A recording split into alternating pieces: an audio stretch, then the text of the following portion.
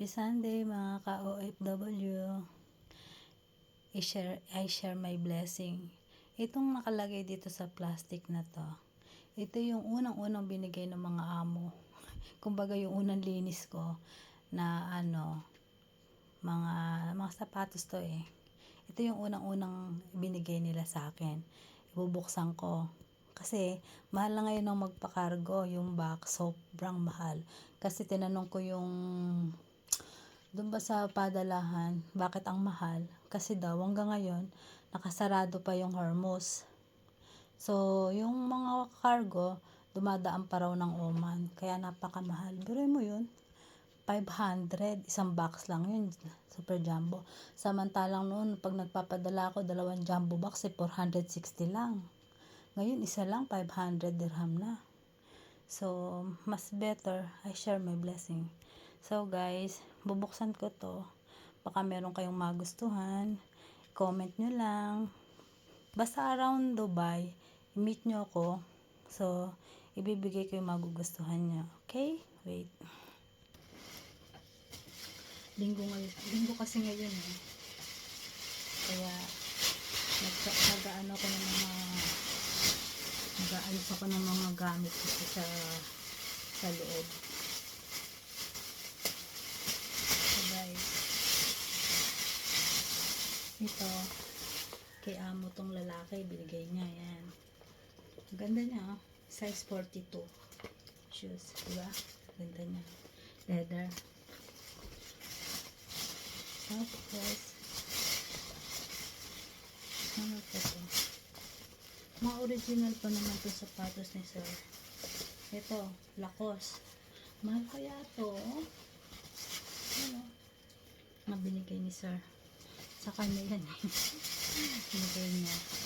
May isang pangbabae kay madam, size 40 yan, size 40.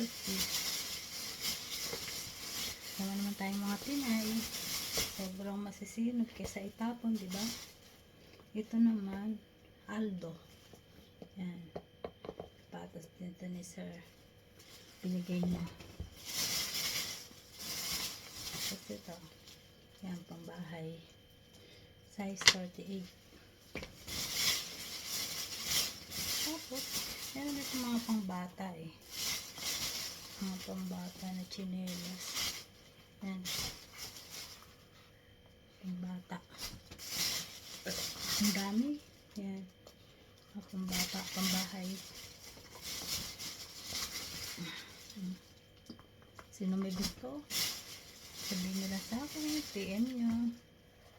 Ito pang batang lalaki, ganda oh. H&M. Mga original kaya to.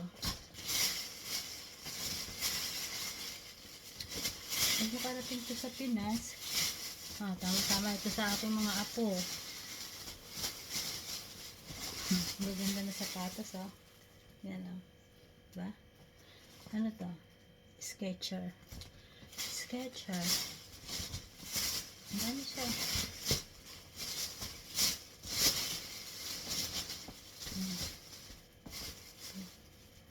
Ito, Adidas. Pangbatang babae din. Adidas siya, naibig na. Ganda siya oh. Pag original ang gamit mo, sira na pa mo. Ito hindi pa. Ito naman. Siguro 1 month pa lang ako dito. Kaming dalawa ni amang lalaki naglinis ng lagay ng mga pinaalis na to. Kaya na daw nila. Sabi niya, if you want, take it. If you don't want, throw it. Ayan. Mga original kaya ito guys. Skechers. Ito pa. Original siya. Pambatang babae siguro to. Ito pa.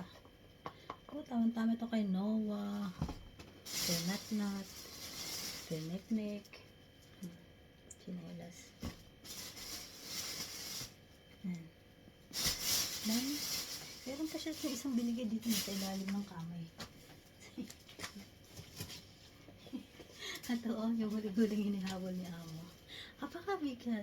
Parang 1 kilo. Pero original siya, lakos. So, ilagay ko lang siya dito sa plastic. Sino may gusto, PM lang. Grabe. Halatang halala talaga yung ano eh.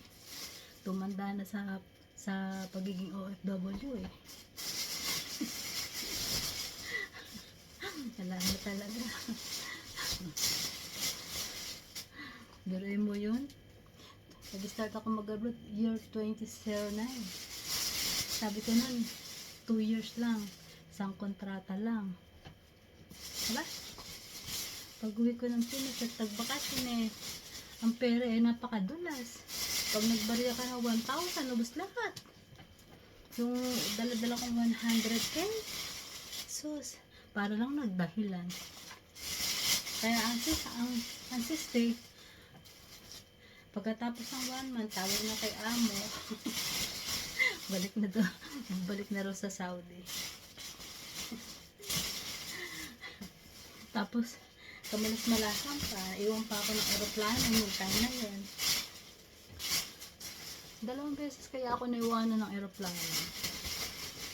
Mahabang kwento, pero na-experience ko yun. Gusto yung ready ka na ba lahat? Pagkatapos hindi ka makakasama sa alisan ng maraming nahing requirements doon sa airport ng Pilipinas. Diyos ko, pakahigpit nila. Samantalang hindi nila naisip, hindi ka naman babalik kung ang amo mo hindi ba mabait, hindi wala. Pahirap sa mga OFW na na nagtatrabaho. Oo nga, hindi naman lahat sinuswerte. Pero, mayroon din namang mga tao mababait. Sabi nga ni Amo ang mga tao parang daliri. Yan, ganyan, hindi pantay-pantay, di ba? May mabait, may salbahe. Yes. Sobrang hirap bago naayos ang papeles ko para makabalik. Siguro, nakagastos si Amo na ulit ng $700. Bumayad siya sa agency, makabalik lang ako. Kumbaga, bagong mga papeles ang ginawa. Saan pa sila kukuha kasi ng katulong? Sa loob naman ng 2 years, walang cellphone, puro trabaho lang. Tapos yung anak nila, alagang-alaga pa. Kaya, gumawa rin sila ng paraan para makabalik ako nila. Pero nag-extend lang siguro ako 1 year. Kasi itong amo kong babae nag-inarte na. Sabi niya, daw kung hindi na ako babalik. Marami silang pera. Kahit ilang katulong kaya nilang kukanin. So, parang insulto yun, di ba? So, nung sinabi nila nun, pag-uwi ko ng Pinas, punta agad ako sa agency. Alam mo ginawa ng agency? Kararating ko lang sa Pilipinas, ha? Pagdating ko sa agency, kinuha yung passport ko, pinamedical ako, pinapirma agad ako ng kontrata. So, on the spot, within 1 month, pinaalis agad ako papuntang Qatar. So, nung patawag ng amo ko sa Saudi, sabi niya, "Oh, Maria, I'm waiting for you. I too much miss you." Sabi ko, "Sorry, madam, because you said you take another new one housemate." So, I apply to agency. Sabi niya, pumunta raw ako sa agency, baka daw pwedeng hindi ako umalis. Sa kanya daw ako bumalik. So, pumunta ako doon. Sabi naman ng agency, hindi na pwede kasi nakakontrata na daw ako, may amo na ako. Flight ko na ganitong araw. Pare, tumawag si madam ngayon. Siguro 3 days lang. Papunta na pala ako ng Qatar. Yak si madam mo. Sabi niya, "Okay, Mary, I love you too much, miss you. Good luck." Yun, sabi ko, ang arte-arte mo kasi madam eh. Alam mo, mahaba ang pasensya ko. Tapos, sabihan mo ako ng ganun. Tayo kami, trabaho lang kami. Oo nga, mapera kayo, pero hindi lahat ng katulong pare-pare ng ugali, di ba?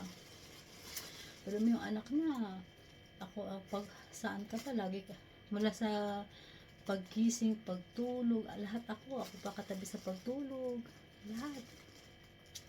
Tapos yung anak niya pang babae na yun lang batang nakita ko na magdamag, hindi humihinto ng iyak, grabe talaga. Kwento ko sa una kong amo.